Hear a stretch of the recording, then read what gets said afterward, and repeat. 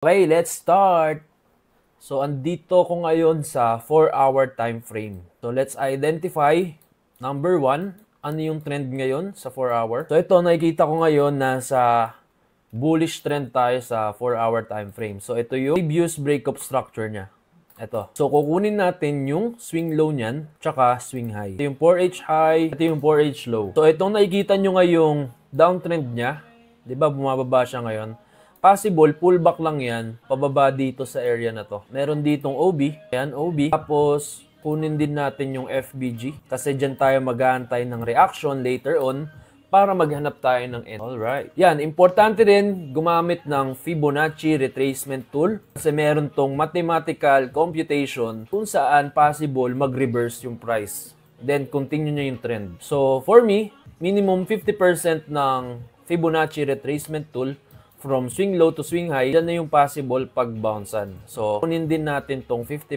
I'm going to mark this as 50% ng range or percent fib zone. Yan. Possible mag-retrace si gold, then continue nyo yung trend pataas. Okay, so nakuha na natin yung 4H high and 4H low. Na-identify natin kung saan yung mga possible area para mag-retrace si gold. Ibig sabihin ng retrace is pullback. Continue niya yung trend pataas. Identify natin sa 4H, baba naman tayo sa 1H. 1H time frame. So, ang tawag dito is multi-time frame analysis. Sa 1H, ito naman yung chok niya. 1H chok dito. Tapos, identify natin yung OB. And, ba yung iba? Ito, pwede to. Okay, sa 4H bullish, 1H bearish. So, hindi siya tugma, di ba? So, bababa pa tayo ng 15-minute time frame. Sa 15-minute time frame, ito yung current na market structure niya. Internal market structure. Downtrend siya sa 15-minute. Sa 1H downtrend, sa 15-minute downtrend, ibig sabihin lang niyan is nasa retracement order flow si gold or pullback. Tapos, let's identify the OB, 15 MOB. Okay, so ito yung game plan natin. Dahil sa 1H time frame bearish, sa 15-minute time frame bearish, tapos malapit na siya umabot sa retracement area natin dito sa red line at yellow line. So ang gagawin ko, nag-aantay ako bumaba yung price dito sa baba, tapos antay ng chok para mag-buy. Tapos tignan natin kung may makita tayong area para mag-sell. So ito kasi nakikita ko siya as liquidity. Ito. Area of liquidity yan. Tapos dito may OB. Tignan natin yung price if magre-retrace siya dito sa 15 MOB. Maghahanap tayo ng confirmation para makapag-sell. Let's see. Kaya huli kapag bumaba si gold dito sa baba. Dito pa. Gusto ko dito maghanap ng buy. Kapag bumaba pa siya dito. Tapos dito, let's try to sell dito sa area na to. Ito kapag nag-close to ng doji candle, try ko mag-sell. SL ko mga 55 pips. TP ko 1:2. Okay, be ready. Just be ready. Ever ready. Sell, sell, sell, sell, sell. Yeah, magse-sell, sell, sell, sell, sell tayo.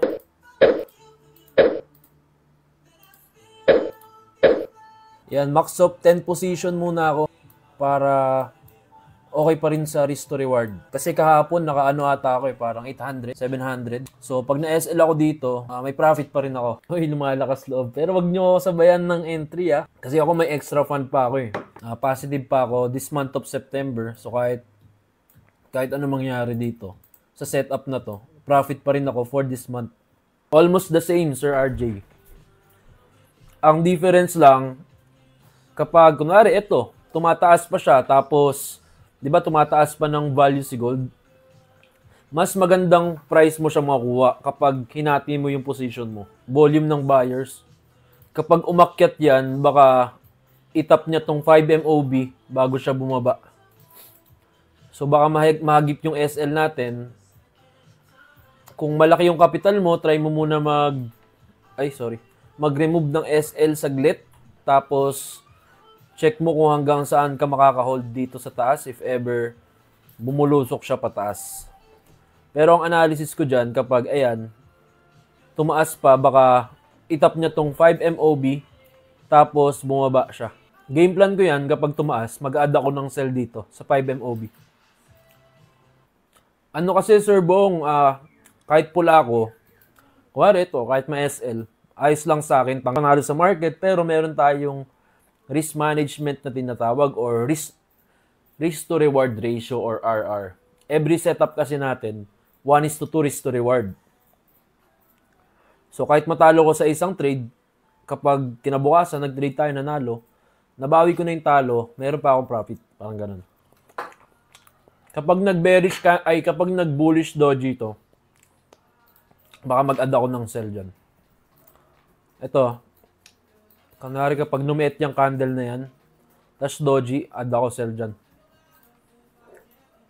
Pero kapag hindi, dito na ako mag-add sa 5MOB. Nasa dark room tayo ngayon, Sir Kizzy Mill.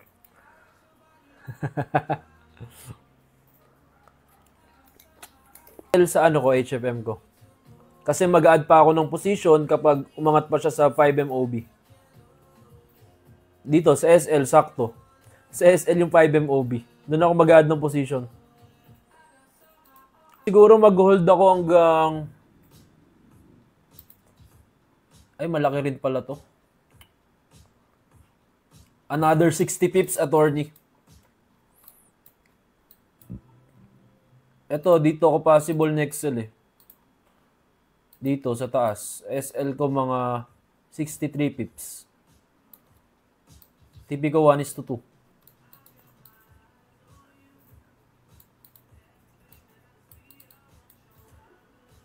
Pero hindi na ako magsisignal sa BIP pagkatapos. Magsisignal lang ako kapag nagka-choke na sa 5M. Ganyan.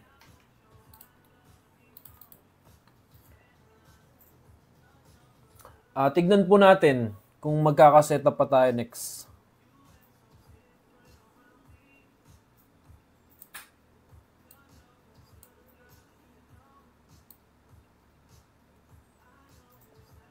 Kasi may area pa siya na possible balikan eh dito sa taas.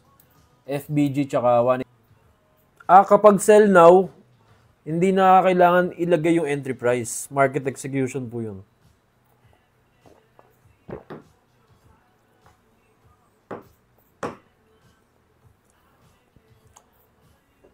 Nagdagdag ka pa? Grabe talaga. Lakas talaga mag-risk ni Sir Fernand. Ako mamaya pa ako mag-add position. Chill lang muna tayo, chill. Huwag masyado mainit. Kapag umakyat lang siya dito sa red line, doon ako mag-add. Pero pag hindi, baka di na ako mag-add. Sana di na siya umakyat.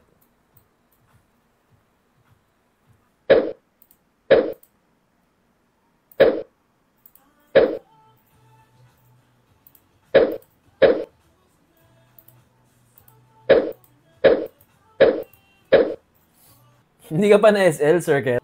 Mga nanonood ngayon, nag-remove ng SL to, itong 200 viewers na to. Kaya pala di ka ma-SL eh. Dagdag ko pa. Doji. Bullish doji. Kaya sana mag-close to ng week sa 15-minute time frame para liquidity grab lang siya tapos kukontinue niya yung trend niya pababa. Sana, di ba? Pag nag-body close kasi yan, baka uptrend na yan. Sana bumaba pa siya. Coach Migs, 30 ba yung sayo? Dagdagan rin natin 5 para parehas tayong 30. 1, 2, 3, 4, 5. Ayan, natalo. Iyak na lang mamaya. Okay, negative na ako ng 500. Going to 600 to. Nag-stake ka pa, Sir Andy. Baka bukas, ano na lang, stick. Ano yung hawaan ng dagdag? Ang bagal ng galaw ni Gold no kapag losing trade tayo. No? High risk, no reward. Entry, more talo.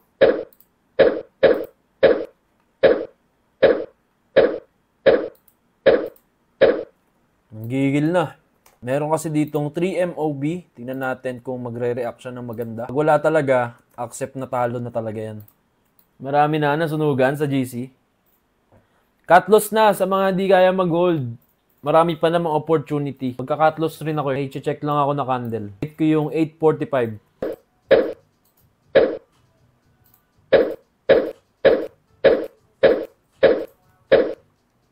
Kaya ako nag-add ng sell kasi nasa POI ko siya.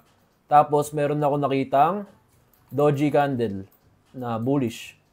So tignan ko muna kung hanggang saan siya. Tapos check ko kung magka-cut loss na ako. Then bukas na ulit tayo mag-trade. Bawi ang profit nung Monday and Tuesday. Out.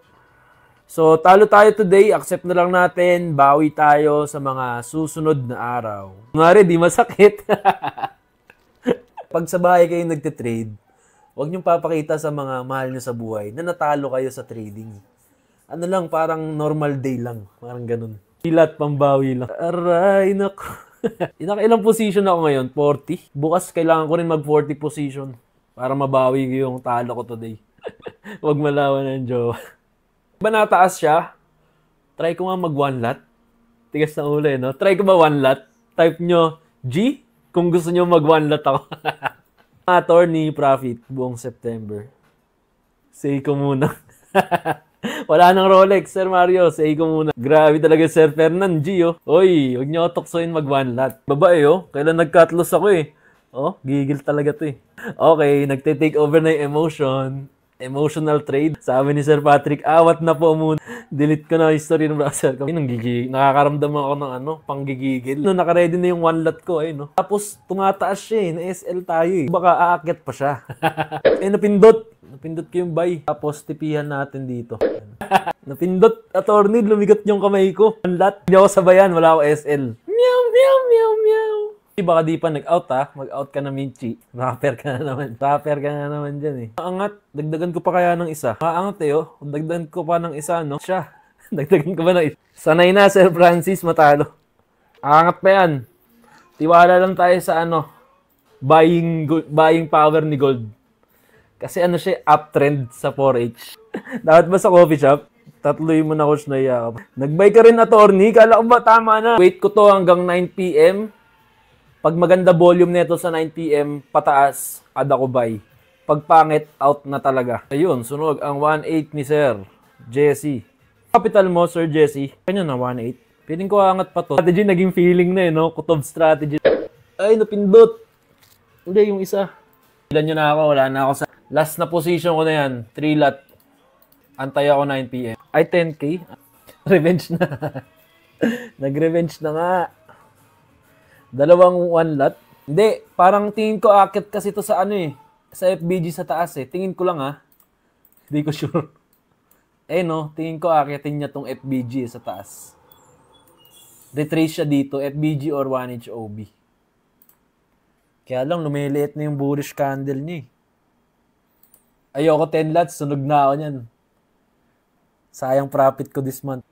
Di ba naka 40 lots ako kanina? Dagdagan pa natin ng isa para pantay. Yan, pantay. Emotional trading plus emotional damage. Sabay ka pa, attorney. Ayan na. Bagsak na.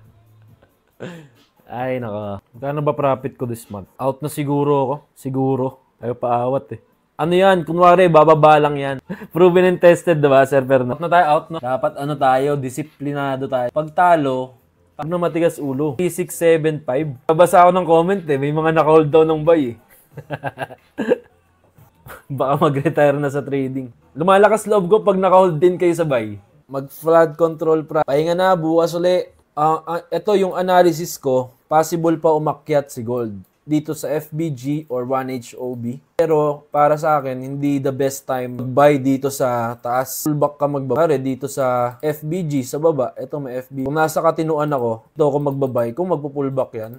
Pero kung nanggigigil na ako ngayon, magbabay agad ako ngayon dito. Dito buy na ako. Tapos TP ko sa taas. Pero risky yan kasi possible pa yan mag-pullback sa baba. So, pwede ka pa rin masunugan. Bukas ka na mag-trade. Accept mo talaga na talo. Basta may capital ka pa, kaya mo pa yan ma-recover. Gym na lang to, gym. Para ma-relax. Ayos pa rin. Hindi naman laging panalo. Ay, Janelle, maaga pa, coach. Buy pa tayo. Out na ako. Baka mapa-entry. So, sa lahat ng sumabay today, bawi na lang tayo bukas or tomorrow. Kahit SL, naaliw naman ako sa mga natin. Sa mga trading natin kasi marami tayo. Bukas, wag na kayong mag-revenge trade. I-preserve nyo yung capital nyo para talaga si Sir Fernando, no? Okay. Bukas na lang ulit. See you.